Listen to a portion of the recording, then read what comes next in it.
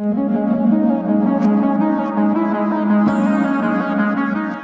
right, I have to thank the previous speaker for doing such a good introduction to the topic. So I'm going to present some work we've done. All the calculations were done by Florian Braun-Alvater. And although I'll talk a lot about the physics, I'll start by mentioning a few implementations we've done in Abinet. So yeah, introducing naphtalene. It's an organic molecular crystal. It is known for having a very good electrical conductivity. And this is the band structure. It's an indirect band gap. And we wanted to study, first of all, getting the 0-point renormalization in this system from the electron-phonon coupling self-energy, getting the temperature dependence of the band gap, and studying the mobilities of the electron and the holes in this system. So this is one component of the electron-phonon coupling self-energy. The real part will give you the temperature-dependent renormalization of the eigenvalues. One thing we do to optimize this computation is that, well, first of all, you can separate the sum over intermediate bands into the lower band and the upper band contribution, and you can treat the upper band contribution statically. So this has been around for some time, but moreover, you don't even need to use the same Q-point grid for the upper bands and the lower bands. So you can define a coarse grid and compute the upper band contribution only on the coarse grid, and for the lower bands, because you have these denominators that can get small, then you will need a very fine Q-point grid. So the way we right. So the fine Q-point grid is so the G matrix elements on the fine Q-point grid are being interpolated. The whole interpolation machinery was implemented by Matteo. What I did was to add the long range part of the Phonon potential. This has been discussed quite a few times already. So this is the analytic expression for the long range component of the phonon potential that needs to be subtracted before the Fourier transform into a real space representation of the potential, and then added back when we interpolate.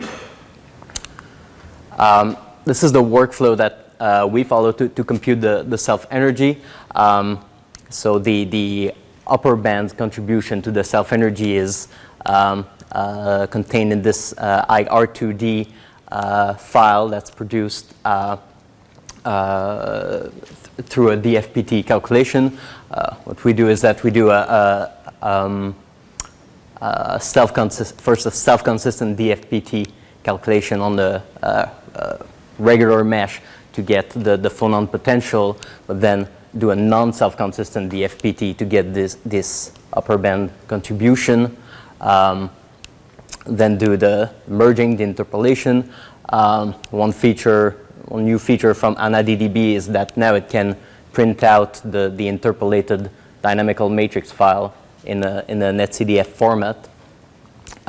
Then we use the EPH driver simply to compute the G matrix element, and we use the electron-phonon coupling Python module to compute the self-energy. The advantage of that approach is that it gives a lot of flexibility on how to on which Q point you can use. So you pass directly the list of Q points and their weights to this module, which allow you to use, well, not only a fine regular mesh, but if you want, you can even use a hyperfine mesh to better sample the center of the Brillouin zone. So in a way, there's a lot of flexibility in this framework. All right, here are some results. This is the self-energy for the VBM and CBM. It correlates, so the imaginary part of the self-energy correlates very much with the density of state. And this is the renormalization that we get for the band and the temperature dependence. we realized that in naphthalene, the lattice expansion actually gives quite an important contribution. So this is the extra point that we computed here. So the ZPR is actually quite large. It's about 0.3 eV, and that, including the ZPR on top of a GW calculation, allow us to get a band gap in very good agreement with experiments for that system. A word of warning. We noticed something, let's say, interesting about the interpolation of the phonon potential.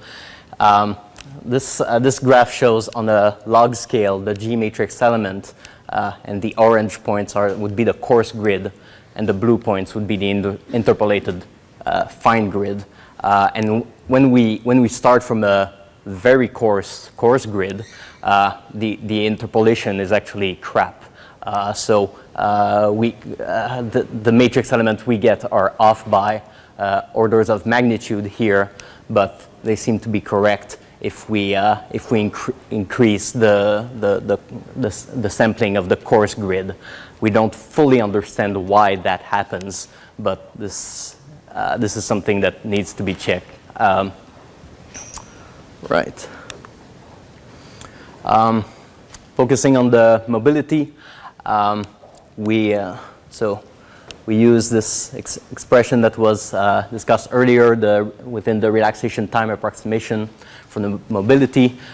This we didn't do within Abinit. We used an external script to compute it in post-processing. We get, let's say, a reasonable agreement with experiments, so our calculations are aligned.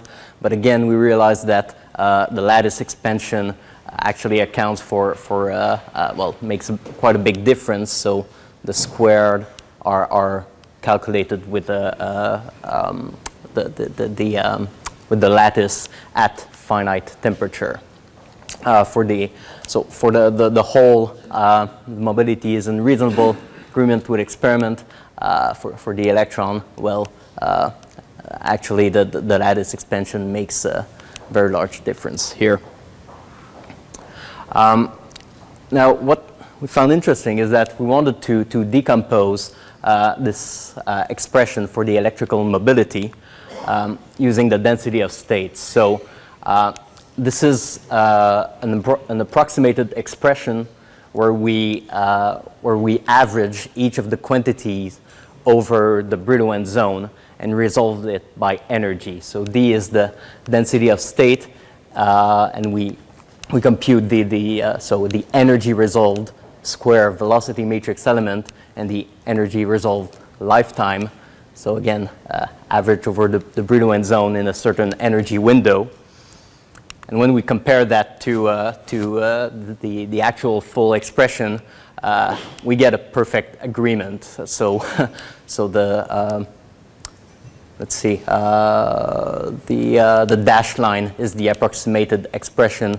The full line is the full expression. We get a perfect agreement. I was flabbergasted by this, but maybe this having such a good agreement here is due to the fact that the character of the band doesn't change very much throughout the Brillouin zone because this is a molecular crystal. But still, I think this is very interesting and should be explored in other system.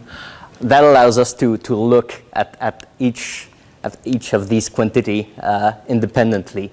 So I'm plotting the velocity squared element in orange, the lifetimes in blue on the right axis, and the density of state in green. And the mobility is the product of all these curves in gray. What's interesting about this is that then it means you don't even need to use the same k-point grid to compute each of these curves. And if you want to, say, use a GW band structure to compute the density of state and the mobilities, then there's an opportunity to do that with such an expression. So I think there's a lot of opportunities here for exploring this approximation in other systems. last topics is the question of self-consistency in the electron-phonon coupling self-energy, which I think haven't been explored very much in the literature. So the problem we want to address is the fact that, okay, in principle, when we want to get the quasi-particle energy, we need to evaluate the self-energy at the renormalized value, or compute a renormalization factor. But within the on-the-mass shell approximation, you evaluate it at the bare eigenvalue.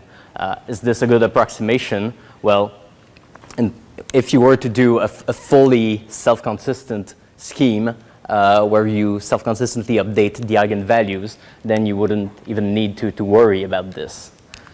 As it turned out, in naphtalene, the electron-phonon coupling self-energy is largely K-independent. So looking at different K points for the conduction bands, the self-energy doesn't change very much. So what we did was to do sort of self-consistently only with the self-energy at gamma. So using the self-energy at gamma to correct all K points, and then iteratively recomputing the self-energy using the electron-phonon coupling module.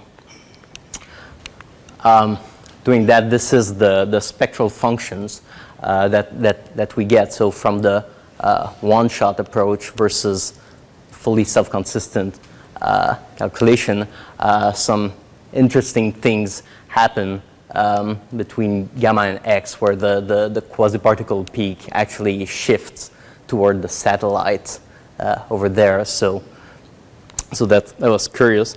But what that allows us to do was to compare the on-the-mass shell approximation versus the quasi-particle evaluation of the self-energy against the self-consistent scheme. And what we found is that both for the real and imaginary part of the self-energy in general, the on-the-mass shell approximation is closer to the self-consistent result than the quasi-particle expression here. So that's, I think, an important take-home message. We recomputed the squared velocity and lifetimes within this self-consistent scheme. The difference that we get for the mobility is actually relatively small, at least at 295K. It seems to improve a little bit the results for the whole, but I'm not ready to say that it's an improvement overall. I think that the main take-home message is, how you should treat your one-shot calculation of the self-energy. That's it. Thank you for your attention.